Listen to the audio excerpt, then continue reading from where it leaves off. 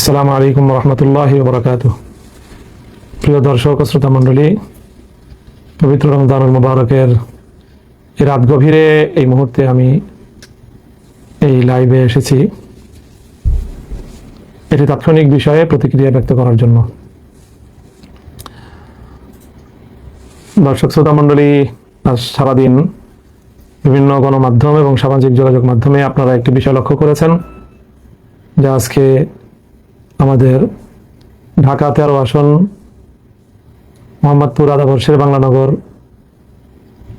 এই আসনে নির্বাচনকে কেন্দ্র করে যে সকল অনভিপ্রেত অনাকাঙ্ক্ষিত ঘটনা সংঘটিত হয়েছে সেটি দেশব্যাপী আলোচিত একটি বিষয়। আমরা সকলেই জানি, বিগত ত্রয়োদশ জাতীয় সংসদ নির্বাচনে যে আসনগুলোতে ব্যাপকভাবে ইলেকশন ইঞ্জিনিয়ারিং হয়েছে এবং জনগণের রায় ছিনতাই করা হয়েছে অত্যন্ত নগ্নভাবে, তার মধ্যে সবচেয়ে আলোচিত আসন হলো ঢাকা 13 আসন। এখানে জনগণের যে ভোট এবং জনগণের যে রায়, সেটাকে সুস্পষ্ট ষড়যন্ত্রের মাধ্যমে ছিনতাই করা হয়েছে এবং সেই ছিনতাই কাণ্ডের সাথে অত্যন্ত দুঃখজনকভাবে বাংলাদেশের দায়িত্বশীল অনেকগুলো মহল এটার সাথে জড়িত। তার সুস্পষ্ট বিভিন্ন প্রমাণাদি এবং ঘটনা প্রবাহ আমাদের সামনে বিদ্যমান রয়েছে। সেই সাথে আমি এই কথাও বলতে চাই যে এই নির্বাচনে আমরা আমাদের নির্বাচনকে নিয়ে আমাদের অভিমত ইতিমধ্যেই একাধিকবার ব্যক্ত করেছি। নির্বাচনটি ছিল দৃশ্যত সারাদিন অনেকটাই শান্তিপূর্ণ, সুশৃঙ্খল এবং মানুষের ব্যাপক আগ্রহ এবং উদ্দীপনা একটি উৎসাহব্যঞ্জক পরিবেশে নির্বাচনটি সম্পন্ন হয়েছে। নির্বাচনটা যতটা সুন্দর, অংশগ্রহণমূলক এবং মানুষের উদ্দীপনার মধ্য দিয়ে আয়োজিত হয়েছে, কিন্তু সন্ধ্যার পর থেকে ফলাফল গণনার ক্ষেত্রে তার রিফ্লেকশন এবং তার যথাযথ বাস্তবায়ন আমরা দেখতে পারিনি। ফলাফল গণনার সময় নানা ধরনের ছলচাতুরির আশ্রয় নেওয়া হয়েছে, প্রতারণা করা হয়েছে এবং এক কথায় বলতে গেলে ইলেকশন ইঞ্জিনিয়ারিংয়ের মাধ্যমে টার্গেটকৃত ব্যক্তিবর্গকে তাদের জয় ছিনিয়ে নিয়ে তাদেরকে পরাজিত দেখানো হয়েছে।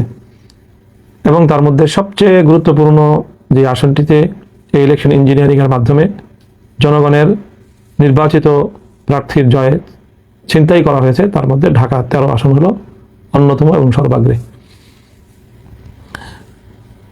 কিন্তু এখানেও সারাদিন দৃশ্যত নির্বাচনের পরিবেশ ছিল অনেকটাই শান্তিপূর্ণ এবং উৎসবমুখর। বড় ধরনের কোনো সহিংসতার ঘটনা এখানে ঘটেনি।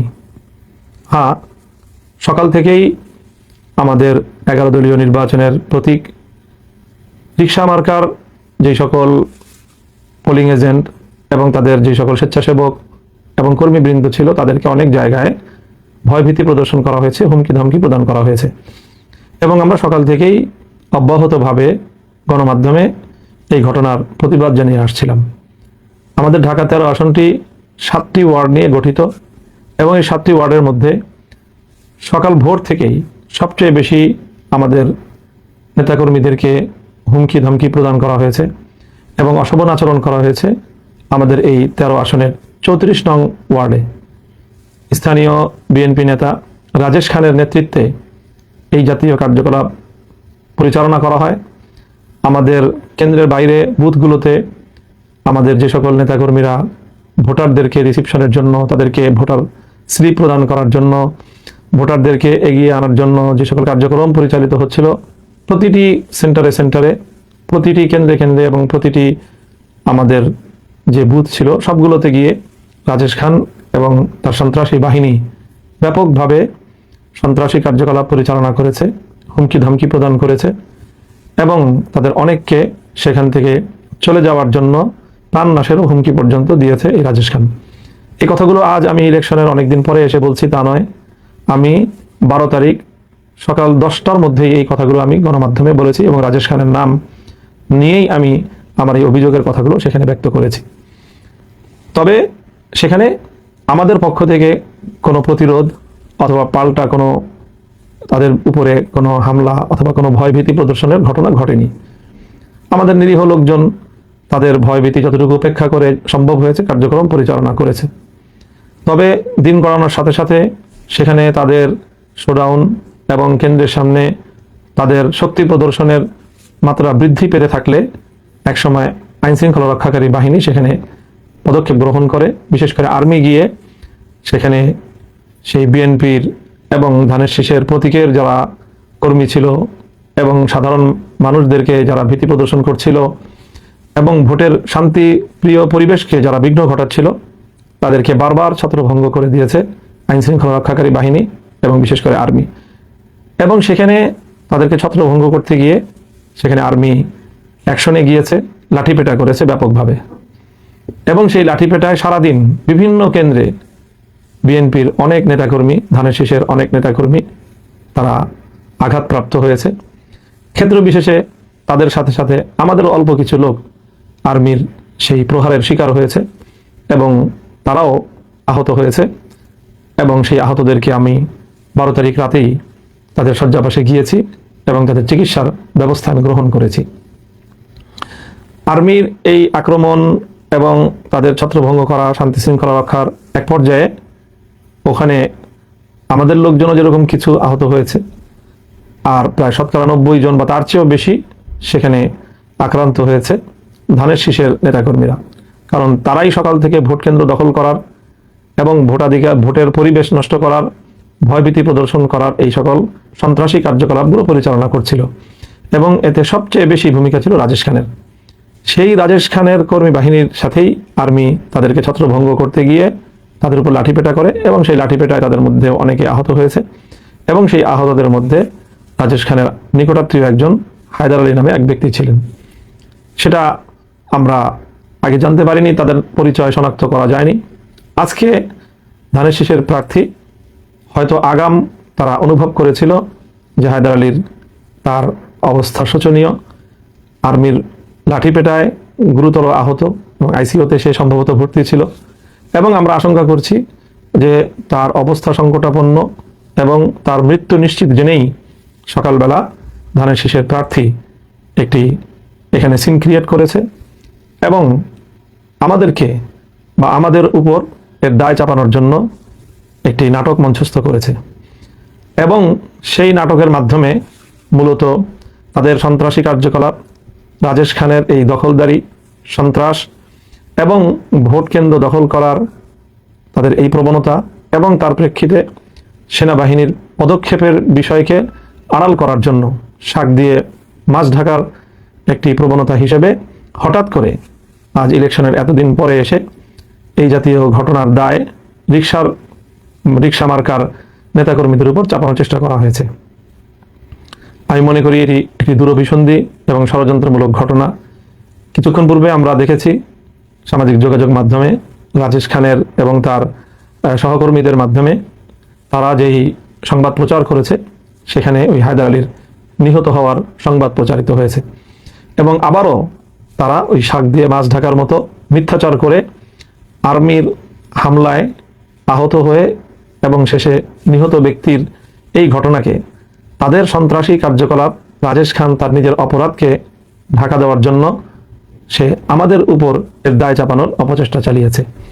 আমরা এই অপচেষ্টার তীব্র নিন্দা জানাই এবং সেখানে স্বাভাবিকভাবেই সিসিটিভি ফুটেজ থাকার কথা প্রতিটি কেন্দ্রকে সামনে রেখে সেখানে কি ঘটনা ঘটেছিল, সেনাবাহিনী কেন তাদের উপর হামলা চালিয়েছিল। আমাদের কাছে একাধিক প্রত্যক্ষদর্শীর বরাতে এই সংবাদ এসেছে যে সেই দিন রাজেশ খান এবং হায়দার আলী তারা আর্মিকে চ্যালেঞ্জ করেছিল এবং আর্মিকে তারা সেখান থেকে হুমকি ধমকি দিয়ে আর্মির সাথেও অসদাচরণ করার প্রেক্ষিতে আর্মি তাদের উপরে চড়াও হয় এবং তারা আর্মির দ্বারা লাঠিপেটার শিকার হয় এবং সেই ঘটনাটির প্রেক্ষিতে এই মর্মান্তিক বিয়োগান্তক ঘটনাটি ঘটে যায়। কোনো মানুষের প্রাণহানি এটি অবশ্যই আমাদের সকলের কাছে অত্যন্ত মর্মান্তিক একটি বিষয়, দুঃখজনক একটি বিষয়।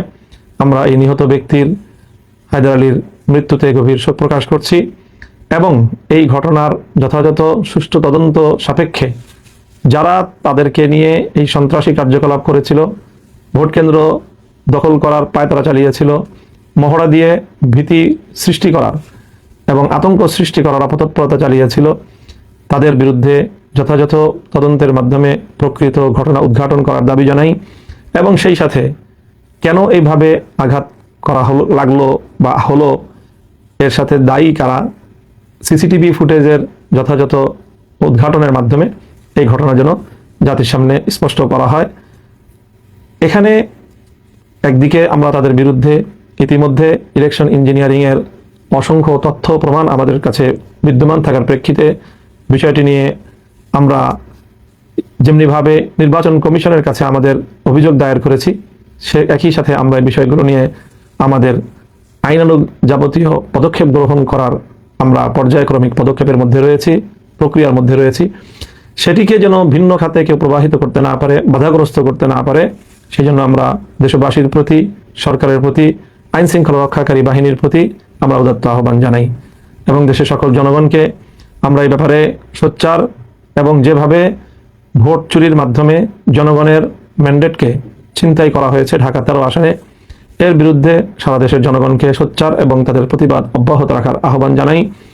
এবং একই সাথে এইভাবে ভোট কেন্দ্র দখলের অপতৎপরতার সাথে জড়িত রাজেশ খান সহ 34 নং ওয়ার্ডের ধানের শীষের যারা তৎপরতা পরিচালনা করেছে, তাদের এই সকল অপতৎপরতাকে আইনের আওতায় আনার জন্য আমরা প্রশাসনের নিকট জোর দাবি জানাচ্ছি। আমরা চাই যেভাবেই হোক, যে প্রক্রিয়ার মাধ্যমেই হোক, একটি সরকার প্রতিষ্ঠিত হয়েছে, দেশ দীর্ঘ সংগ্রামের মধ্য দিয়ে একটি নির্বাচন পরবর্তী বাংলাদেশে একটি নতুন সরকার ক্ষমতাসীন হয়েছে। আমরা এই সরকার যথাযথভাবে কার্যক্রম পরিচালনা করুক, সেটা আমরা চাই। কোনোভাবেই শান্তিপূর্ণ পরিস্থিতিকে ঘোলাটে করার কোনো অপচেষ্টা, সাধারণ শান্তিপ্রিয় পরিবেশকে উত্তপ্ত করার মতো কোনো কর্মকাণ্ড যেন কেউ পরিচালনা করতে না পারে, সেজন্য আমরা সরকার এবং সংশ্লিষ্ট কর্তৃপক্ষকে সেই বিষয়ে সোচ্চার এবং সজাগ থাকার উদাত্ত আহ্বান জানাচ্ছি। সকলকে ধন্যবাদ জানিয়ে আমি আমার